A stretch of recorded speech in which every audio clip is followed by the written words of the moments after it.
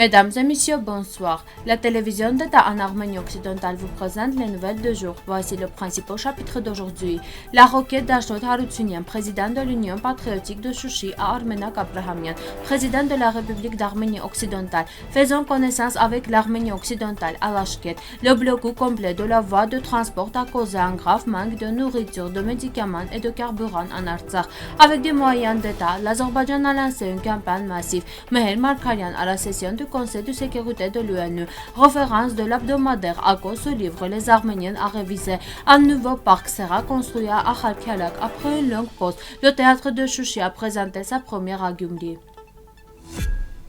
Ashot Haroutsounian, président de l'Union patriotique de Chouchi représentant les droits des réfugiés de Chouchi, a soumis une requête au président de la République d'Arménie occidentale, Armenak Abrahamian, que nous présentons ci-dessus. Cher monsieur Abrahamian, la République d'Artsakh est actuellement dans une situation de crise. La route de Chouchi reliant Stepanakert à Goris, en Artsakh, assiégée depuis le 12 décembre 2022, est sous le contrôle de soi-disant militants écologistes. 120 000 autochtones d'Artsakh ont été privés de la possibilité de communiquer avec la République d'Arménie. Le droit des peuples autochtones à la vie et à la sécurité est en jeu. Nous ne parlons pas seulement d'une catastrophe humanitaire. Cher monsieur Abrahamian, en tant que président de l'Arménie occidentale, dont l'Artsakh est aussi une partie inséparable, nous vous autorisons à parler au nom du peuple de Chouchi devant le président français, le Parlement et le Sénat et à soulever les questions de notre droit à la vie et à la sécurité. Nous vous autorisons également à prendre les décisions appropriées et à prendre les mesures nécessaires. Cher monsieur Abrahamian, pleinement que nous entendrons bientôt la réponse des mesures efficaces.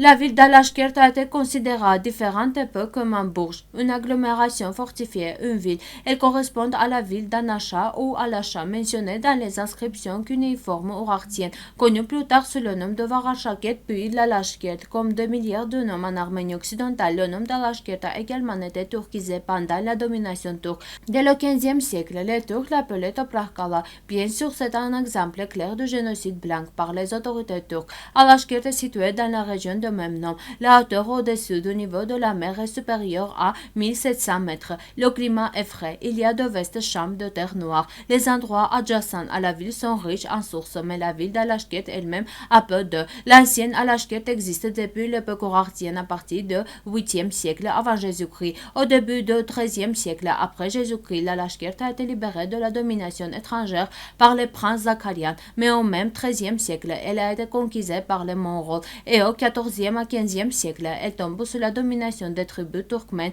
puis sous la domination des Turcs ottomans. À l'époque moderne, l'Alashkert a été libérée à plusieurs reprises par les Russes du joug turc pour une très courte période et est de nouveau passée sous le contrôle de la Turquie. Alashkert a été privée de sa population arménienne à la suite de violences, de pillages et d'un génocide ouvert par les dirigeants turcs. Comme d'autres lieux d'habitation en Arménie occidentale, certains d'entre eux ont quand même réussi à migrer et à s'installer sur le territoire de l'Arménie orientale pendant le génocide. Les Arméniens vivant à Alashkert ont été dépossédés, exilés ou tués et aujourd'hui leurs descendants demandent à juste titre une indemnisation financière et territoriale que la Turquie sera obligée d'honorer, y compris sous la pression de la communauté internationale.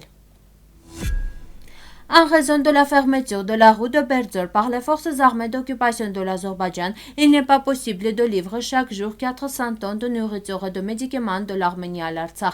Selon Armen Press, le siège de la formation d'Artsakh a diffusé un message à ce sujet. Le matin du 12 décembre, la partie azerbaïdjanaise a fermé la route de Berdzor, qui est la seule route reliant l'Artsakh au monde extérieur à travers la région de Goris, sous de faux prétextes environnementaux. Plus de 2 dizaines de patients souffrant de problèmes de santé graves, dont 13 enfants dans les services de réanimation des institutions médicales d'Artsakh ont besoin d'être transportés immédiatement en Arménie. 350 patients ne peuvent pas être soignés en Arménie. En Artsakh, toutes les opérations prof ont été temporairement suspendues. Il n'est pas possible de livrer 400 tonnes de nourriture et de médicaments de l'Arménie à l'Artsakh chaque jour.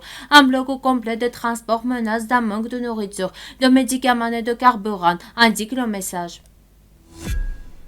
L'Azerbaïdjan a lancé une campagne massive avec des moyens d'État et a violé le point de la déclaration tripartite selon laquelle il devrait y avoir une connexion entre l'Arménie et l'Artsakh par le corridor de Berzor. Meher Markarian, représentant permanent de l'Arménie auprès de l'ONU, a fait cette déclaration lors de la session du Conseil de sécurité de l'ONU. L'Azerbaïdjan nie sa responsabilité, trouve de fausses excuses. L'Azerbaïdjan a l'un des classements les plus bas au monde en termes de démocratie. Il y a dizaines de prisonniers politiques en Azerbaïdjan. Il n'est pas possible d'y mener une action civile sans le soutien de l'État, a déclaré le représentant de la République d'Arménie.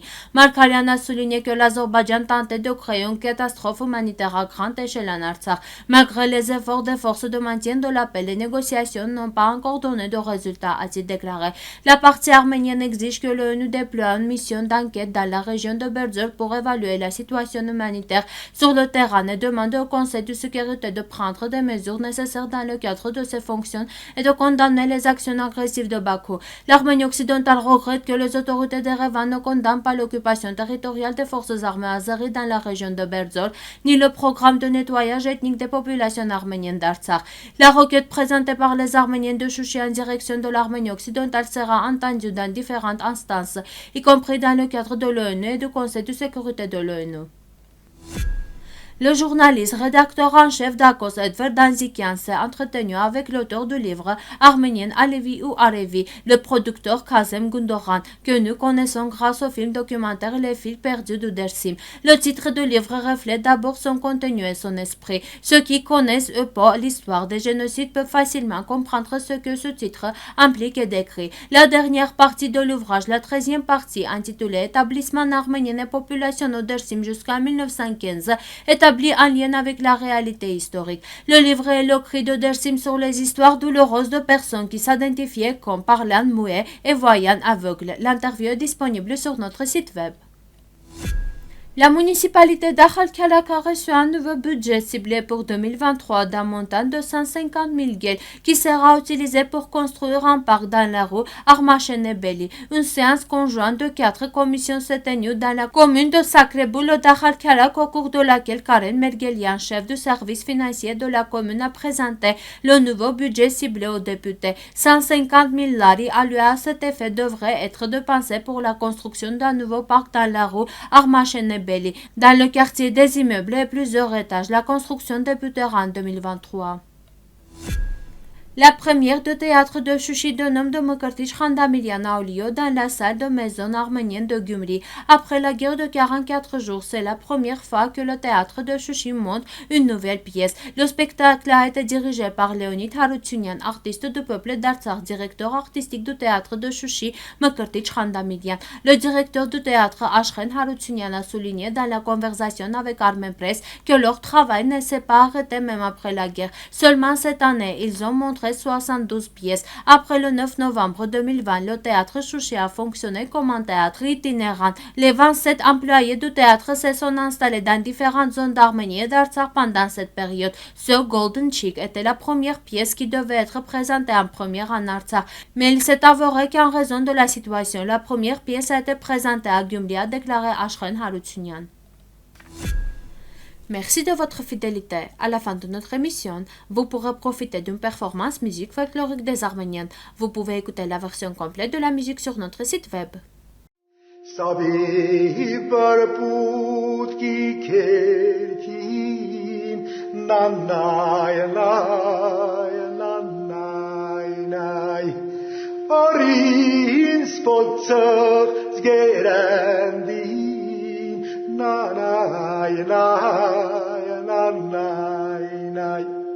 Քաղեցինք տպեցին նայ